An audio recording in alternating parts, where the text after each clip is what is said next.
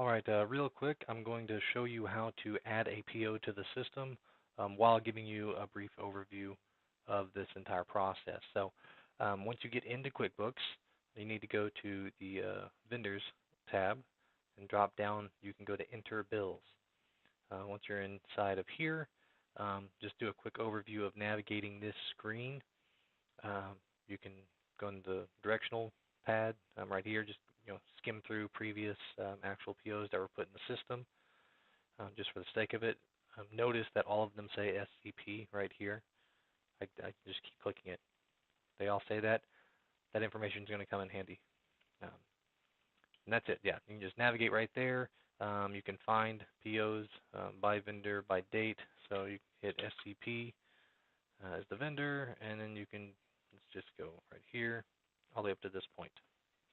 And bam, now we actually have a list of all the POs that have been dished out to technicians to go buy products at South Central Pool Supply. I don't like this screen being big. And that's it. Those are really the only two options, two things that are used in here: finding POs, navigating the POs, and then you have credits as well. So if a technician goes and actually buys a product and then they need to return it, we have to issue them another PO that's a return PO. And then once the return comes back through, when we've acknowledged that it actually comes in, we have to type that into here, showing that it was returned, just for tracking purposes. But let's say we're giving somebody a PO. Charlie needs to go pick up some chemicals.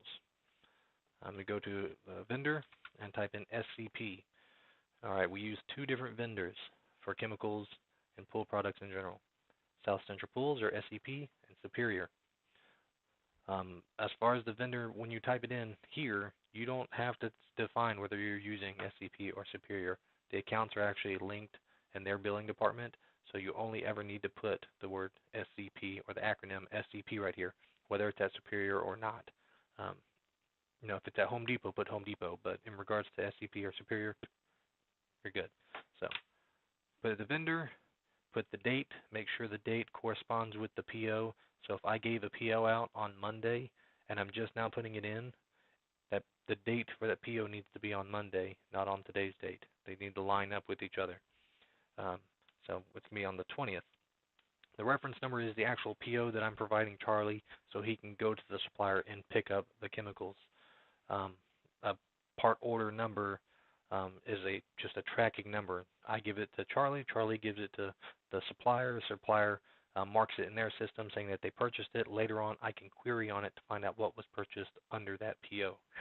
It's like a barcode. So reference number is the same format every time. It's going to be month, day, the technician's name, and then an identifier.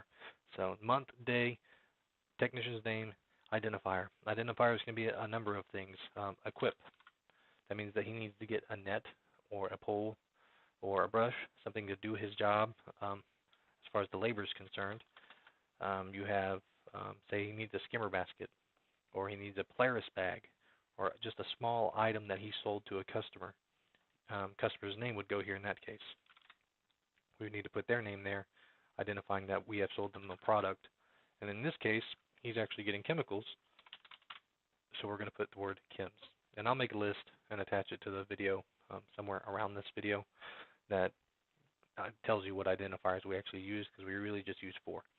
So in this case, it's chemicals. So now I've given him this PO, 920 Charlie Chems. He goes to the supplier. He gets the stuff that he needs. The supplier then sends me an email into the service at Tropic Island Pools email with the invoice from that purchase. At that point, I can get the actual amount due.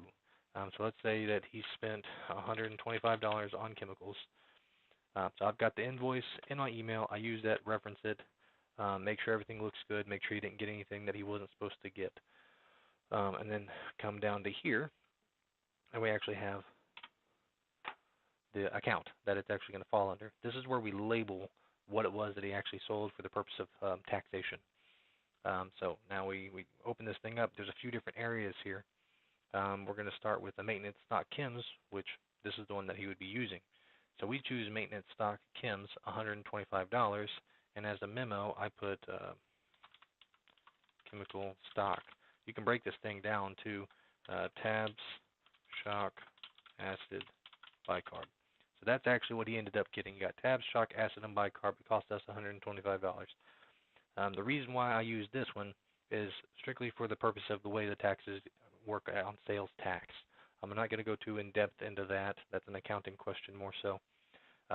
But we only use four, well there's four total. I'm going to go over three right now. I'll go over the fourth one in another video. We have maintenance stock chems and grids. That is for pool cleaners. Even repair technicians use this one sometimes. If a repair tech goes and performs a filter clean and they need to go pick up some diatomaceous earth and some grids, you would use this PO for that situation. If it's a repair technician and they're needing to get motors, seals, gaskets, just small little knickknacks for their actual job, a PVC pipe, that would go under repair van stock and tools.